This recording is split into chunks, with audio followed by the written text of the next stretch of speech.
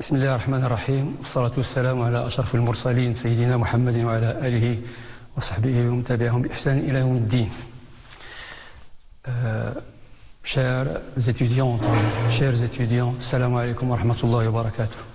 Votre professeur, M. Ismaili Moulay Sherif, enseignant-chercheur, c'est un grand honneur pour moi de participer à votre formation à distance par cette modeste contribution qui, je l'espère, me permettra de, disons dire, l'essentiel du contenu des chapitres 2 et 3 du cours d'Algèbre 3, destiné aux étudiants de la filière SMIA, semestre 2. Il va sans dire que les notions déjà vues dans le premier chapitre, à savoir la notion de matrice, calcul des déterminants et résolution des systèmes d'équations linéaires, seront considérées comme acquises. On va sans plus tarder donc débuter la première section de ce deuxième chapitre qui va parler en fait des espaces vectoriels et des applications linéaires. On va commencer d'abord par la définition.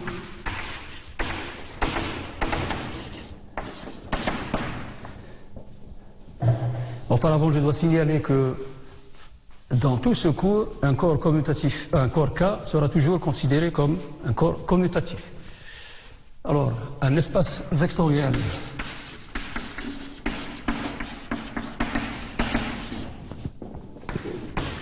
sur le corps K est un ensemble E muni d'une loi de composition interne notée plus et d'une loi de composition externe notée point, qui est une application de K croix E vers E, tel que... Alors avant de donner, si vous voulez, les différents axiomes qui définissent la notion d'espace vectoriel, j'ai dit ici que c'est une loi de composition externe et donc j'ai spécifié que c'était une application de K croix E dans E, tout simplement pour faire la différence avec la loi de composition interne qui, elle, est une application de E croix E vers E. Alors, nous avons un certain nombre d'axiomes à vérifier. Il faut que E, muni de l'addition, soit un groupe commutatif.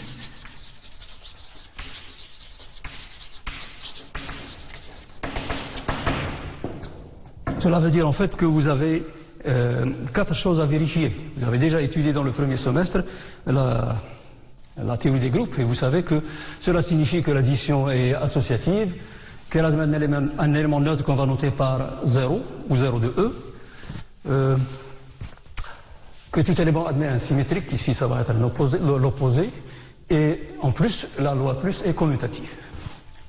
Et deuxièmement, quel que soit lambda et mu appartenant à K, quel que soit x et y des éléments de E, nous avons 4 autres axiomes à vérifier. Lambda plus mu point x égale lambda point x plus mu point x. 2i lambda point x plus y est égal à lambda point x plus lambda point y. 3i, nous avons lambda mu point x égale à lambda point mu point x. Et puis, vous avez la quatrième et dernière propriété qui est 1 indice k point x égale à x.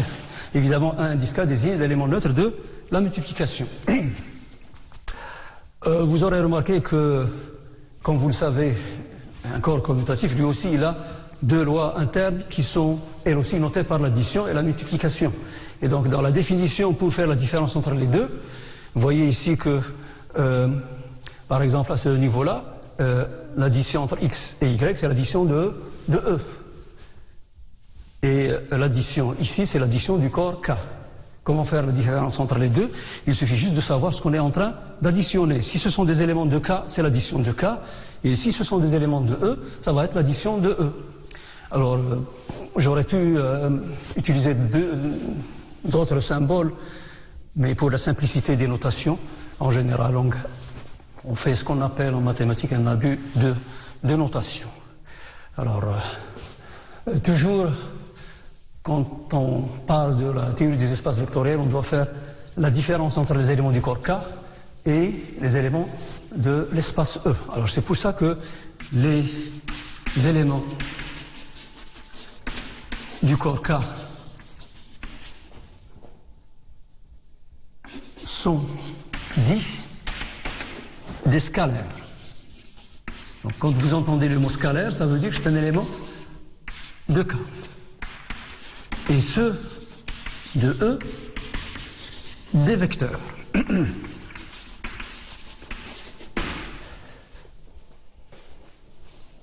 Voilà, donc nous avons tout ce qu'il faut pour définir ce qu'est un espace vectoriel, et on va commencer par donner quelques exemples assez simples avant de donner les règles de calcul dans un espace vectoriel.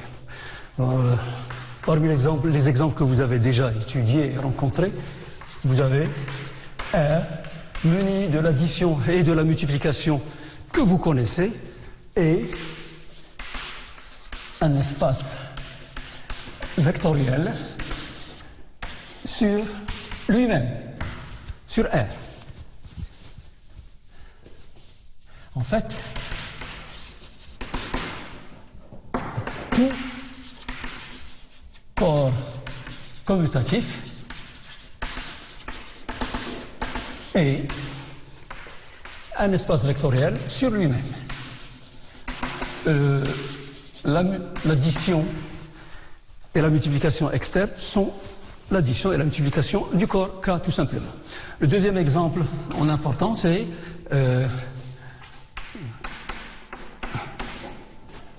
l'anneau des polynômes à une indéterminée à coefficient dans K. Alors,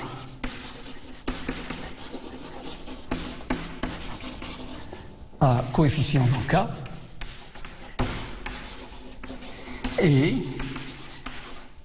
un espace vectoriel sur K, que je vais essayer d'abréger en écrivant tout simplement ceci, est un K, espace vectoriel.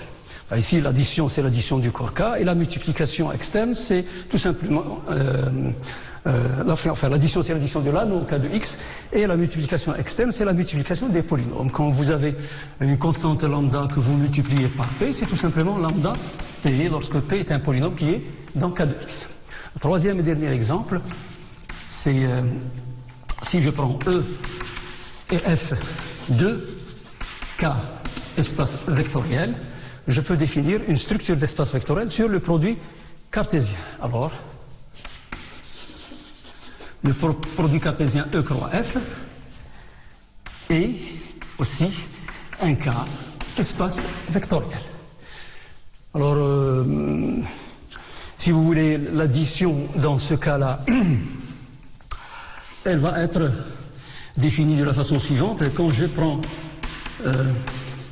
deux couples ou deux éléments de E croix F, alors x, y plus x prime, y prime, c'est x plus x prime, y plus y prime. Et lambda point xy, c'est le couple lambda point x, lambda point y. Là, il faut noter que, en fait, nous avons au moins, enfin, exactement 4 additions différentes. Il y a l'addition du corps K, il y a l'addition de l'espace produit cartésien E croix F, il y a l'addition de E et il y a l'addition de F. elles sont toutes notées de la même façon pour la simplification des notations. Mais dans la réalité, elles peuvent être des lois, elles sont des lois distinctes les unes des autres. Maintenant, nous allons essayer rapidement de passer aux règles de calcul dans un espace vectoriel.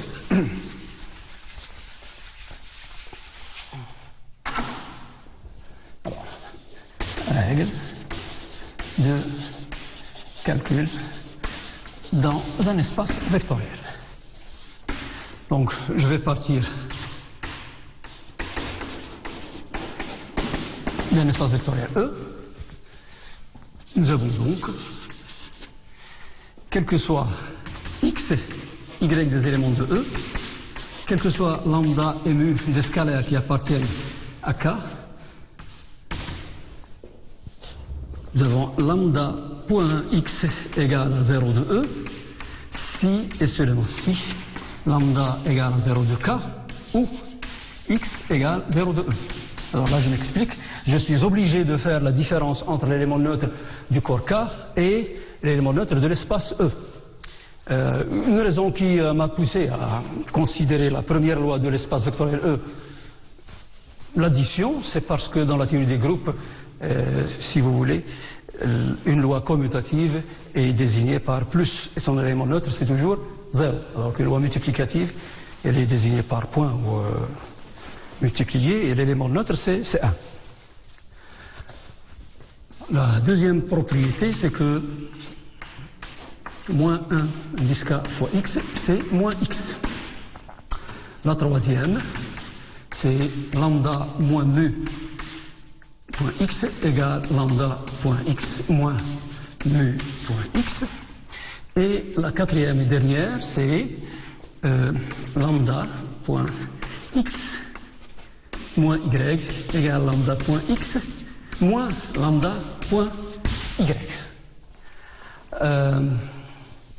Alors, ce que je vais essayer de faire, c'est de garder, si vous voulez, disons, les axiomes qui me permettent de définir la structure d'espace vectoriel et d'essayer de, étant donné que je n'ai pas beaucoup de temps, de, disons, montrer I et 2I. Je vous laisse 3I et 4I à titre d'exercice. Bon, une fois que vous aurez compris le principe, comment ça marche, vous pouvez facilement montrer la troisième et quatrième règle de calcul dans un espace vectoriel.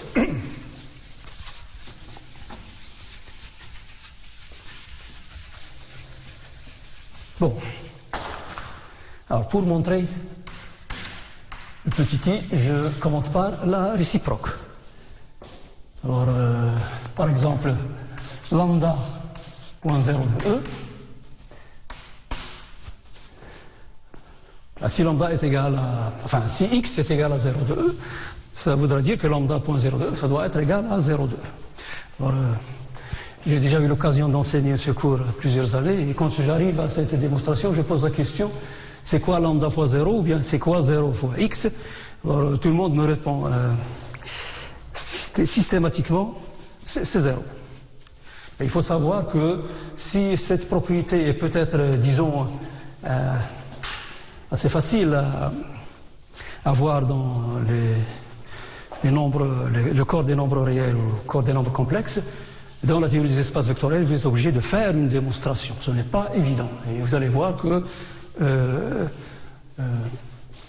il faut démontrer cette propriété-là.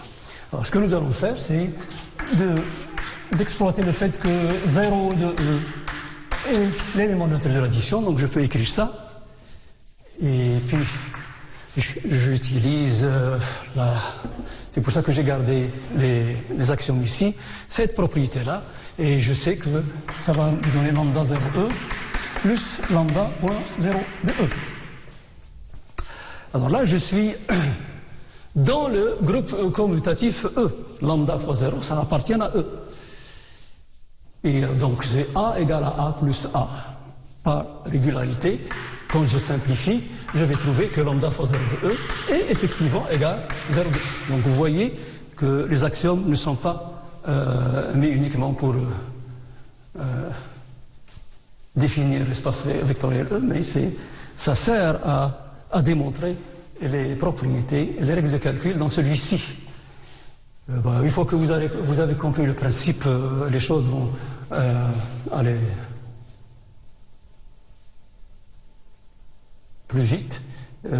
Par exemple, 0k fois x, eh bien c'est la même chose, c'est 0k plus 0k point x égale à plus 0k point x.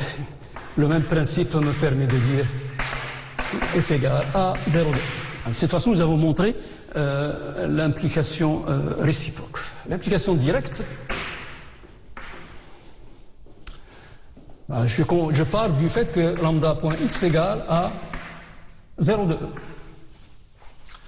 Si lambda est égal à 0,2, c'est terminé, je n'ai rien à démontrer parce que la propriété me dit que si lambda fois x est égal à 0, l'un des deux doit être nul, ou bien le scalaire ou bien le vecteur. Sinon,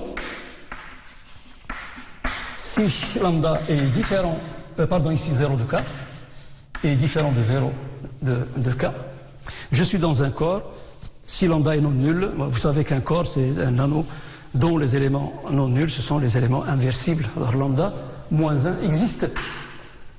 Je vais multiplier par l'inverse de lambda, égal à lambda moins 1 fois 0 de e. Et vous voyez que la première propriété sert ici, puisque dans ce cas-là, je sais que ça c'est déjà 0 de e. Mais je sais aussi que ce que j'ai là, c'est lambda moins 1 point lambda point x. Et lambda moins 1 égale à 1 indice k point x. Et vous savez que le dernier axiome me permet de dire que c'est x. Alors si lambda est non nul, eh bien c'est x qui va s'annuler. Je vais juste vous donner une petite indication pour, disons, montrer 3i et 4i. Là, je vais effacer ceci.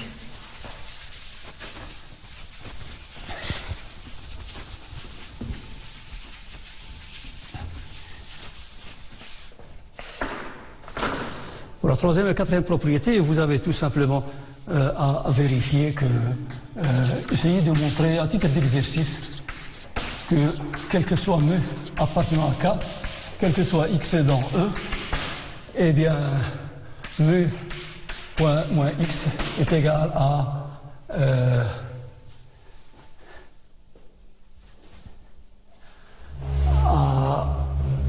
moins mu point x est égal à moins mu x.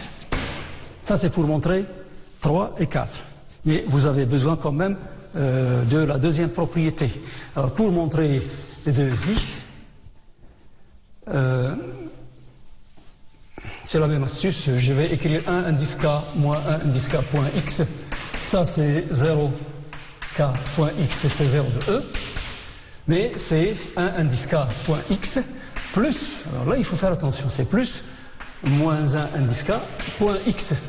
Là vous êtes dans le groupe commutatif E et ça c'est x plus moins indice k point x. Eh bien ça va impliquer que tout simplement j'ai x plus quelque chose qui est égal à 0 de E, donc ce quelque chose qui est là c'est exactement l'opposé de x dans le groupe commutatif E. Donc moins 1 indice k point x est égal à a moins x. De cette façon, nous avons en fait les règles essentielles qui nous permettent maintenant de faire tous les calculs qu'on veut dans un espace vectoriel.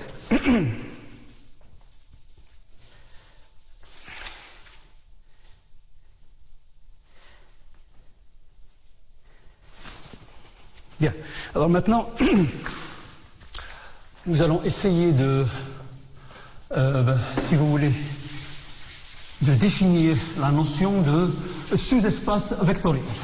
Vous avez déjà eu l'occasion, dans le premier semestre, d'étudier la théorie des groupes, la théorie des anneaux, la théorie des corps. Chaque fois que vous avez défini une structure algébrique, vous avez défini après sa sous-structure.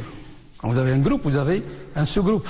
Si vous définissez un anneau, vous avez défini aussi ce que c'est qu'un sous-anneau. La même chose pour les corps. Mais il n'y a pas de raison pour que ça change lorsqu'on manipule la structure des espaces vectoriels. Alors, la deuxième définition. Je vais donc considérer E un K espace vectoriel et F un sous-ensemble de E. Alors on dit que F est un sous-espace vectoriel de E si j'ai trois propriétés. Petit i, il faut que F soit une partie non vide. 2i, quel que soit x et y éléments de F, il faut que la somme x plus y soit dans F. Et la troisième et dernière propriété, quel que soit lambda appartenant à K, quel que soit x appartenant à F, je dois avoir, si vous voulez, lambda.x est dans F. En résumé, quand on regarde ce qu'on vient de définir, ça veut dire tout simplement que pour que F soit un sous-espace vectoriel au sens de la définition, parce que ça c'est une définition, il faut que ma partie soit non vide évidemment. Ensuite, que F soit stable pour l'addition. En d'autres termes, ça signifie tout simplement que l'addition de E, qui est loi de composition interne sur E, restreinte à F, reste encore une loi de composition interne sur F. La restriction de la multiplication externe de E à F reste une loi de composition externe, à savoir une application de K croix F vers F.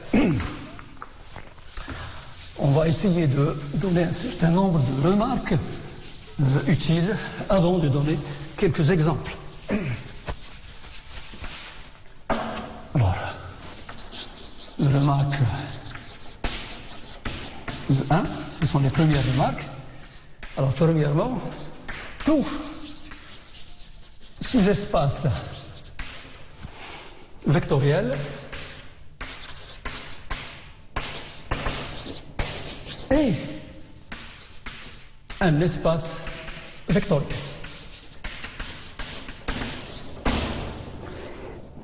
On va essayer de le voir assez rapidement avant de passer à la deuxième remarque. J'ai dit ici que F est stable pour l'addition et pour la multiplication. Pour dire que c'est un espace vectoriel, il faut vérifier les axiomes de la définition, à savoir que F pour l'addition c'est un groupe commutatif et les 4 autres axiomes que nous avons listés. Bon, vous avez F qui est non vide, la somme des deux éléments de F est dans F, et les propriétés que nous avons vues tout à l'heure, c'est-à-dire les règles de calcul que nous avons étudiées, enfin que nous avons démontrées, me permettez de dire que si je prends x un élément de F, eh bien moins x, qui est en fait moins 1 10 k fois x, appartient à F. À l'aide de la définition et de la règle de calcul de tout à l'heure. Donc, si je résume, je trouve que F est non vide, que la somme de deux éléments de F est dans F, et que l'opposé de tout élément de F est dans F. Ça veut dire tout simplement que F pour l'addition est un sous-groupe. Donc, pour l'addition, c'est un groupe commutatif. Bien, si les 4 autres axiomes qui suivent dans la définition sont vérifiés par tous les éléments de E, à plus forte raison, et ils sont encore vérifiés par les éléments de F et les scalaires qui appartiennent à K. De cette façon, on voit tout simplement que ça conduit au fait qu'un sous-espace vectoriel, c'est en fait un espace vectoriel. Deuxièmement, et c'est l'une des remarques les plus importantes, une partie F dont E est, je commence à utiliser l'abréviation suivante pour aller vite, est un sous-espace vectoriel de E, si et seulement si.